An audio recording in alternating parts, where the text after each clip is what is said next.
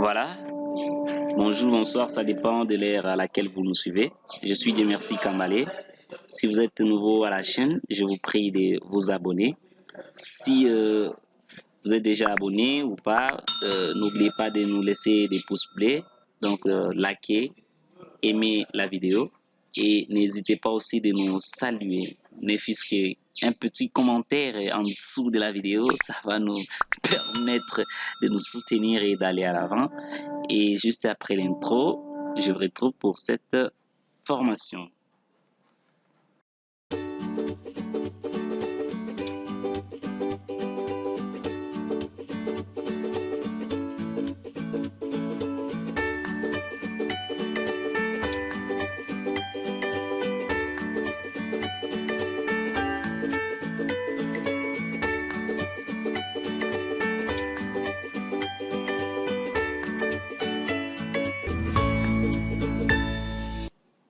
Bonjour, bonsoir, ça dépend de l'heure à laquelle vous nous suivez. Nous sommes là pour la suite de notre formation. Dans cette partie, nous allons apprendre la configuration de la base de données. Si vous aviez raté la partie précédente, je vous mettrai les liens dans la description. Vous pouvez aller voir l'application que nous comptons mettre en place. Si vous avez vu, déjà c'est bon parce que vous aviez remarqué avec moi qu'il y a une base de données parce qu'on a enregistré les informations dans la base de données qui nous permettrait d'afficher, de modifier et de supprimer. S'il en est de même dans cette partie, nous allons créer une base de données. Nous allons créer une base de données. Je vais utiliser MySQL comme SGBD, un système de gestion de base de données. Si vous avez autre, vous pouvez l'utiliser, ça ne dérange pas. Mais moi, dans cette formation, je vais utiliser le MySQL qui est un peu populaire aujourd'hui pour la plupart des cas en fait. Et pour l'outil qui va me permettre d'utiliser MySQL, moi, je vais utiliser dans cette formation l'Aragon, comme vous l'avez vu sur mon écran. Je dois démarrer le serveur local. Je démarre mon serveur local qui me donne l'opportunité de travailler avec MySQL 5.7 et Apache 2.4. Donc, pour vous, si vous n'avez pas l'Aragon, ne paniquez pas. Utilisez même WAMP Server si vous en avez. Si vous n'avez pas WAMP Server, vous pouvez utiliser XAMPP, vous pouvez utiliser LAMP pour ceux qui utilisent le Mac et LAMP pour ceux qui utilisent l'Unix. Donc, nous serons toujours sur la même diapason en fait. Ne vous inquiétez pas, ne paniquez pas en fait parce que l'essentiel est d'avoir MySQL peut-être. Et si vous ne voulez pas utiliser MySQL, vous pouvez utiliser autre système de gestion de base de données. Nous allons voir quand on va configurer notre variable d'environnement. Et pour le terminal, parce qu'il y avait un ami qui m'avait demandé si j'utilise quel terminal. J'utilise le terminal ici qui vient avec l'Aragon par défaut. Si ça vous plaît, vous pouvez l'utiliser. Ça se représente comme ça. Vous voyez le terminal que j'utilise. Je n'ai pas installé autre terminal. J'utilise le terminal par défaut de l'Aragon qui est là. Et c'est en fait un terminal qui est un peu sympa pour moi. Et ça me permet aussi de développer un peu plus rapide. Voilà. Nous devons être dans le racine de votre projet. Nous avions créé le projet la fois passée qui s'appelait la Ravel formation. Si vous n'êtes pas dans la racine de votre projet, je vous prie de voir la vidéo précédente, là où nous avions vu comment est-ce qu'on peut accéder dans le projet. Si vous voulez rentrer en arrière, on n'a qu'à faire Change Directory, CD et point. On peut rentrer en arrière. Vous voyez, j'étais dans les répertoires la Ravel formation. Je suis maintenant dans les répertoires W. Je peux faire LS pour lister le répertoire le dossier en fait qui se trouve dans le répertoire W. vous allez voir, j'ai trop de formations, y compris Laravel formation qui est là. Si je vais accéder dans Laravel formation, je dois faire Change Directory. Je tape Change Directory suivi du nom des répertoires. Le nom des répertoires, c'est Laravel, Laravel formation, c'est ça. Et là, je dois accéder. Vous voyez, j'ai accédé maintenant dans les dossiers Laravel formation. Bon, je dois ouvrir les projets. Moi, j'ai déjà ouvert le projet qui est là. Je dois démarrer le serveur. C'est pourquoi j'ai même j'ai même ouvert des terminals sur le même répertoire, l'un qui est à côté. Je dois lancer les serveurs. Pour lancer votre projet, en fait, pour créer les serveurs, pour lancer les serveurs de votre projet, avec Laravel, on tape la commande php espace artisan espace serve. Donc, artisan, c'est quelque chose que nous allons voir dans des vidéos prochaines. Ce comprenez tout simplement, c'est un outil que Laravel utilise pour exécuter des commandes console et dans ces commandes-là, parmi lesquelles il y a aussi une commande pour démarrer les serveurs. C'est pourquoi j'ai dit PHP artisan serve. Serve pour démarrer les serveurs. Si je fais entrer, automatiquement, on va démarrer le serveur sur localhost, donc ça 27.0.0.1, et il va détecter aussi les ports disponibles. Vous voyez ici, le port que j'utilise, c'est le port pour Apache, c'est 80-80. Mais pour la configuration que je fais, il va traquer peut-être le port 8000 que je pourrais utiliser ici. Là, je lance maintenant le serveur.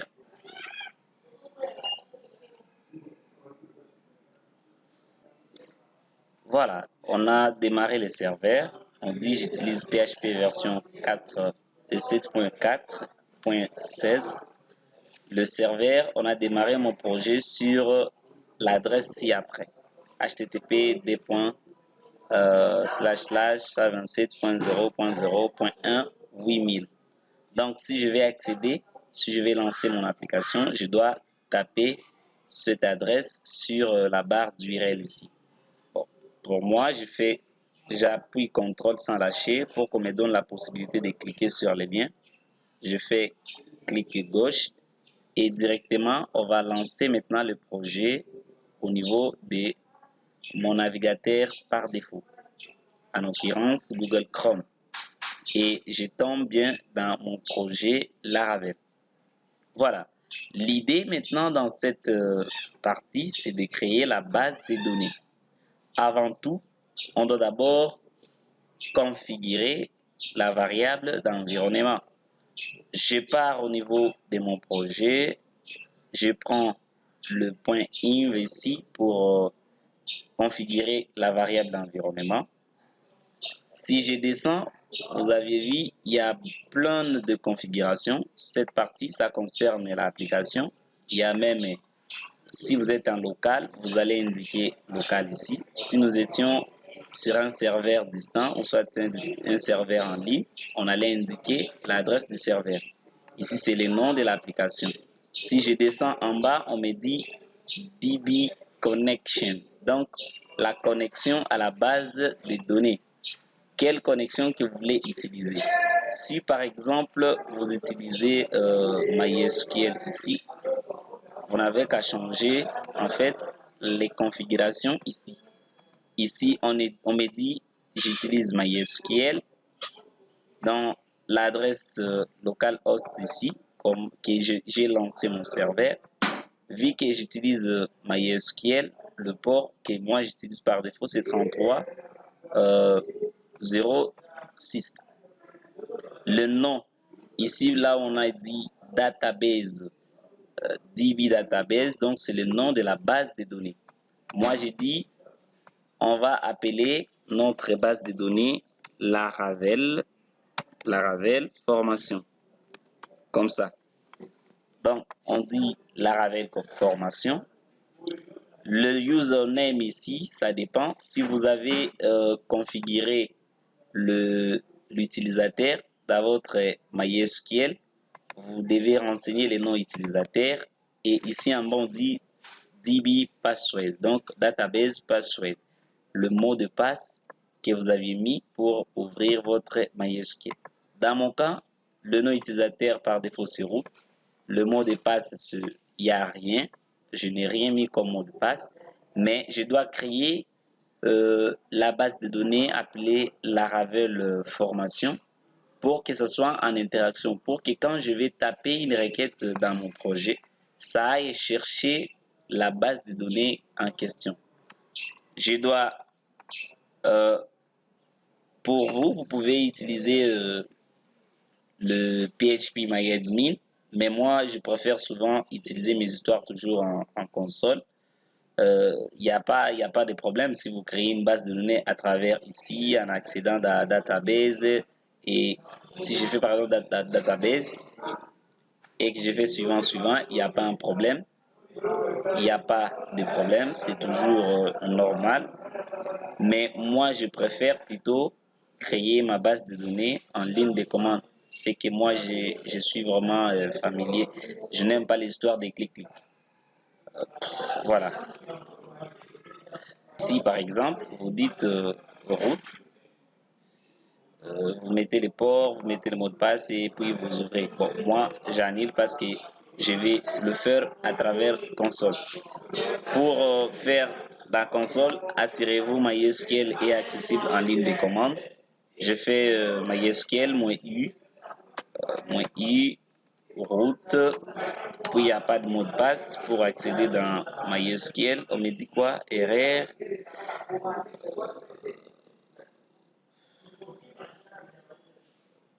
Password, voilà.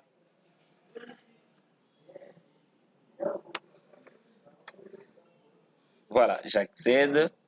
Je suis là, welcome, voilà. Si je fais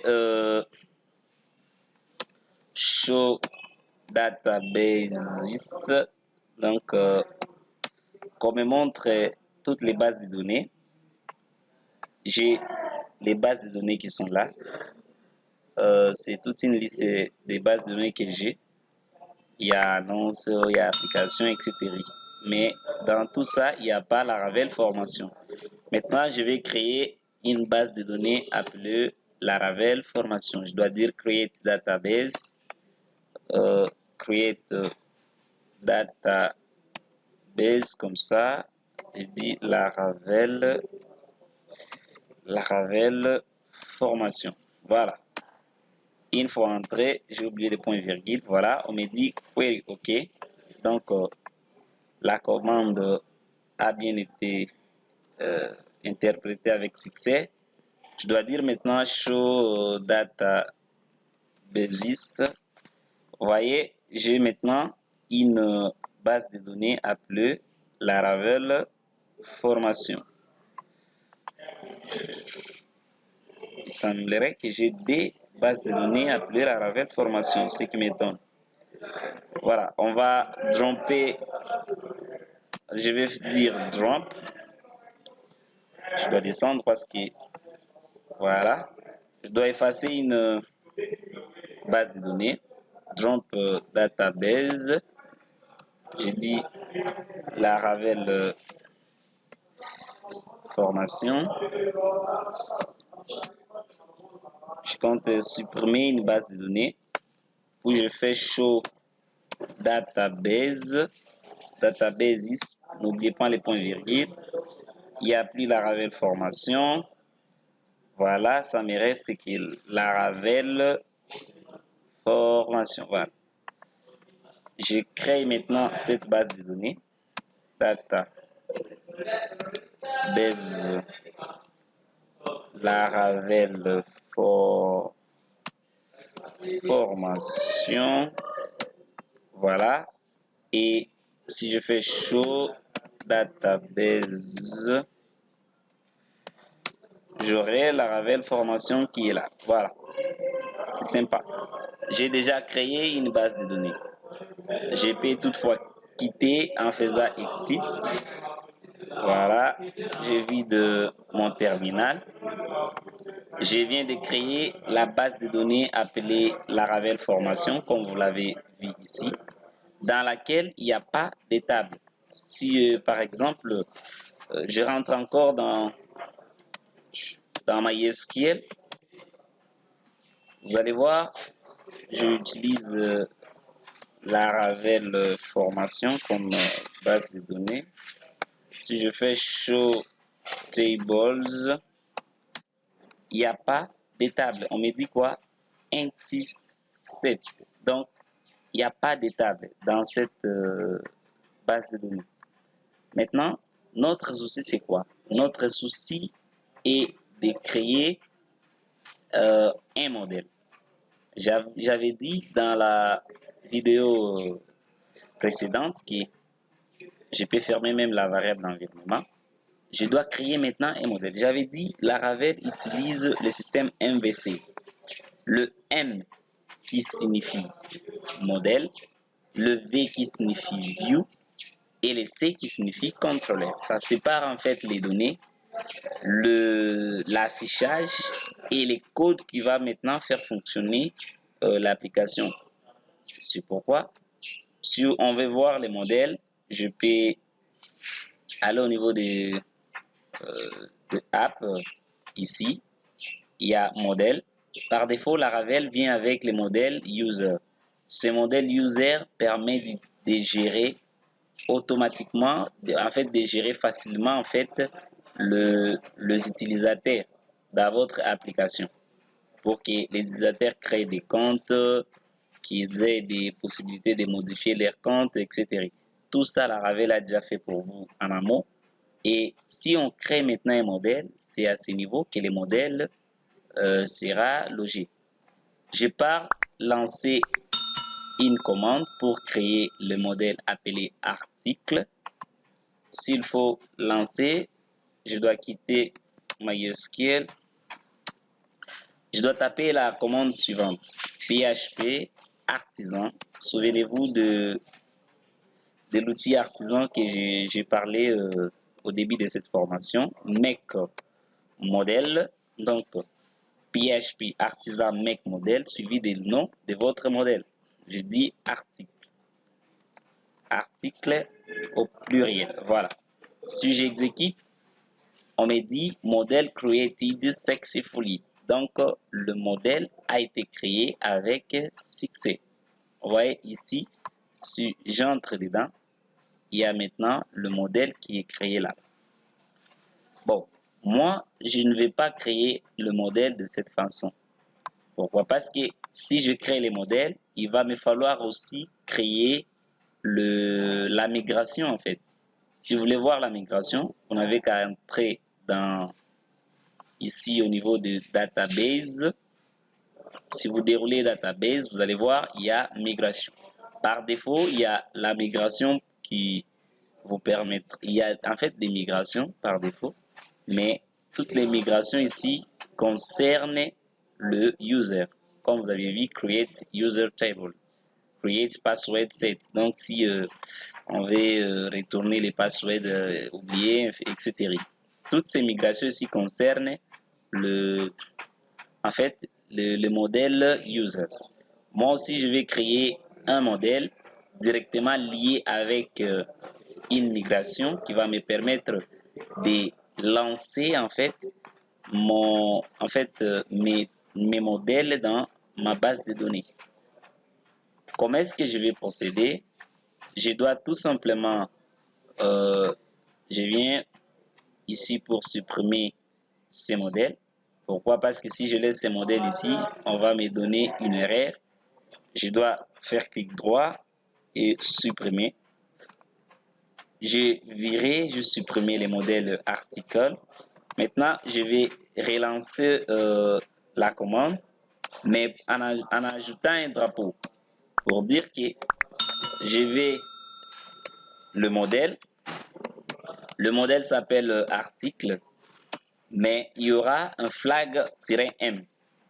Le flag-m vous dit tout simplement que je vais créer, par exemple, ici PHP artisan mec, ici c'est je vais ou soit faire le modèle qui s'appelle article et le -m, je dis tout simplement, je lis ces modèles ici qui s'appelle article avec une migration.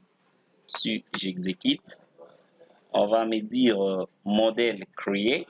Vous avez vu, on a dit model created successfully et aussi on dit created migration. Donc la migration est créée avec succès aussi. La migration s'appelle create article table. Donc la migration pour la création de table qui s'appelle article. Si je rentre au niveau de notre projet, ici, vous avez vu, il y a d'abord les modèles et aussi si je pars au niveau des databases, précisément dans le dossier migration, vous allez voir avec moi, il y a maintenant une migration qui s'appelle Created Article Table.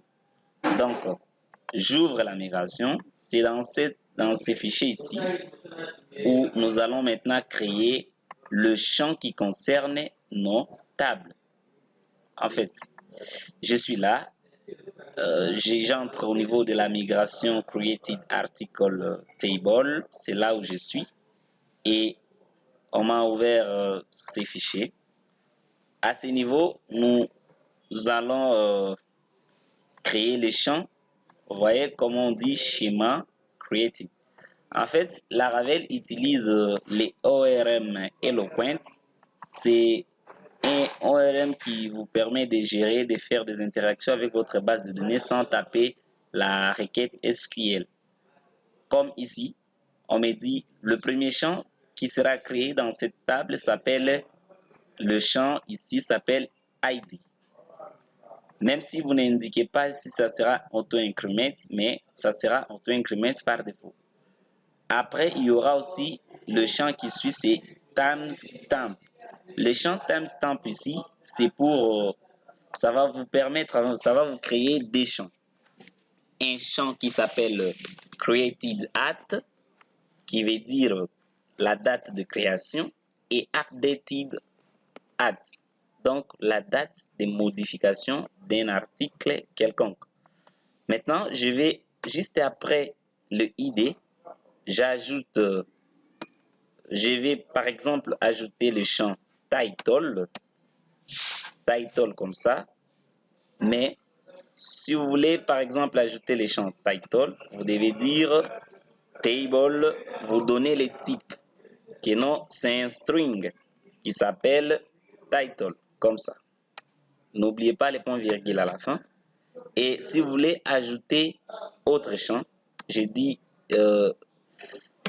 $table, ça s'appelle, bon, en fait, ça porte les champs texte et c'est la description par exemple. Descriptions, voilà, description. Vous n'oubliez pas les points virgules. Qu'est-ce que j'ai dit? J'ai dit ceci. J'ai la table article. Dans la table article, j'ai le champ ID qui sera par défaut en auto-increment. J'ai le champ title. J'ai le champ description qui porte les types texte parce que ça va porter un peu de caractère un peu costaud par rapport au titre ici qui est le string. Et j'ai aussi les champs timestamp. Ça, le champ timestamp, ça va me créer des champs, comme j'ai dit tantôt. Un champ qui sera pour le created at et l'autre champ qui sera pour le updated at. Donc, la date de création et la date de modification. Ces champs-là vont commencer à recevoir des informations selon le temps de l'action que vous allez effectuer. Déjà ici, j'ai indiqué en fait à Eloquent que si je lance la migration, vous allez me créer la table et dans cette table, vous allez me créer le champ ci-après. C'est comme si nous sommes entrés, je vais vous montrer quelque chose ici. C'est qui travaille avec le SQL. C'est comme si nous sommes en train de faire created table. Table, vous donnez les noms de la table article, vous mettez le champ. Je ne sais pas si vous voyez, vous mettez les champs, vous n'oubliez pas les points virgules à la fin. Vous venez, vous dites par exemple ID, c'est init, auto increment, auto increment. Voilà, comme ça, vous dites virgule, vous dites title, varchar, je pense, c'est varchar. Vous donnez ces 255 caractères. Si vous voulez ajouter des notes nil ici, vous ajoutez. En fait, c'est comme ça.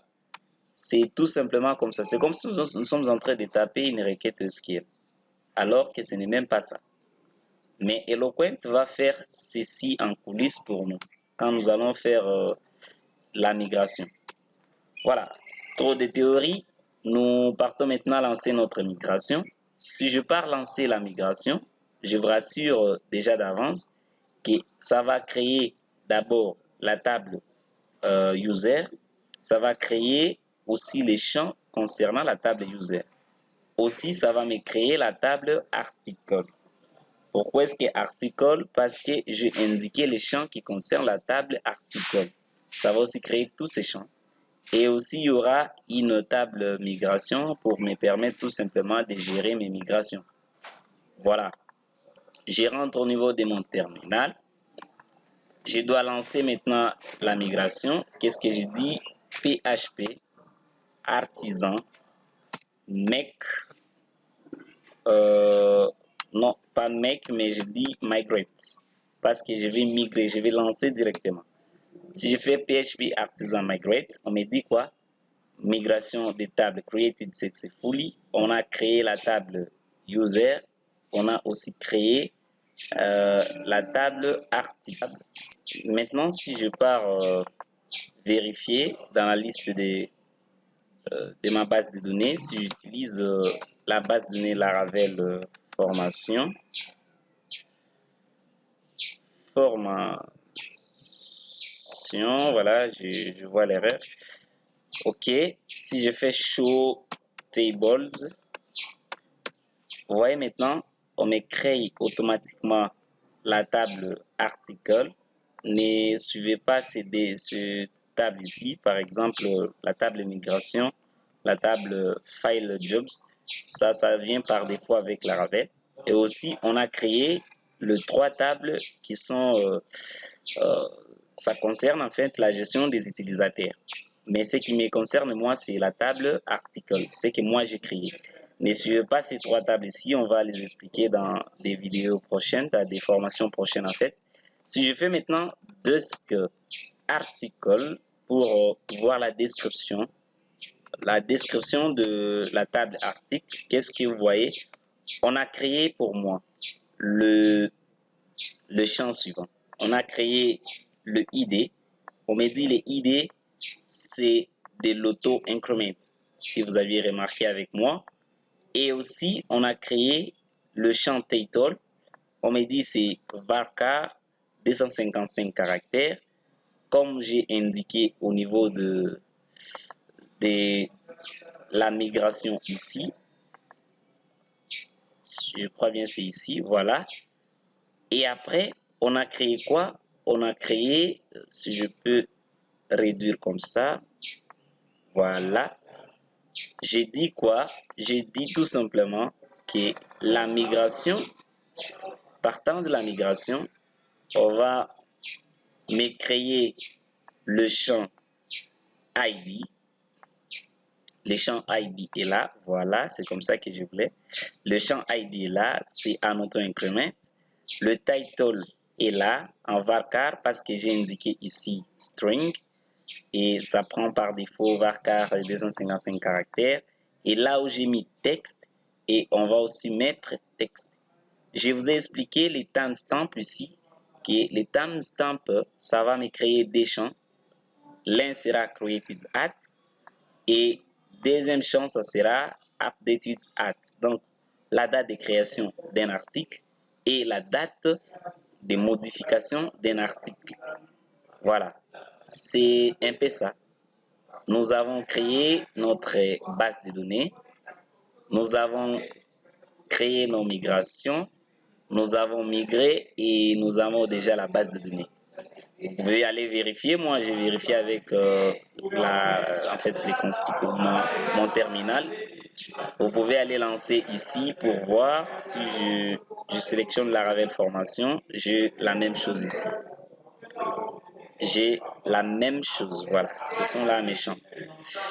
Voilà, et je vous donne rendez-vous à la prochaine. Alors, là où nous allons faire autre chose. Si pas créer les contrôleurs, peut-être, nous allons créer des contrôleurs et autre chose. C'était Dieu merci Kambalé.